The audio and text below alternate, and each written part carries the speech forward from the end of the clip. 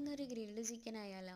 1/4 teaspoon മുളക് പൊടി, 1/2 teaspoon Kashmiri chilli, 1/2 teaspoon മഞ്ഞൾപ്പൊടി, 1/2 ടീസ്പൂൺ മല്ലിപ്പൊടി, 1 ടീസ്പൂൺ ഗരം മസാല, 1 ടീസ്പൂൺ വലിയ ജീരകം പൊടിച്ചത്, 1 ചെറുനാരങ്ങയുടെ നീര് പിഴിഞ്ഞത്, ആവശ്യത്തിന് ഉപ്പ്, 2 ടേബിൾ സ്പൂൺ സൺഫ്ലവർ ഓയിൽ. ഇത്രയും ചേർത്ത് നന്നായിട്ടൊന്ന് മിക്സ് ചെയ്തെടുക്കാം.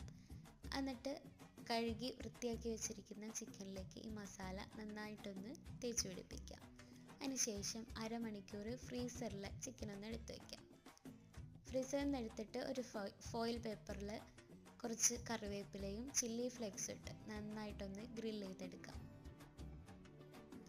അപ്പോൾ നല്ല സ്വാദിഷ്ടമായിട്ടുള്ള ഹെൽത്തി ആയിട്ടുള്ള ഗ്രിൽഡ് ചിക്കൻ റെഡിയായി.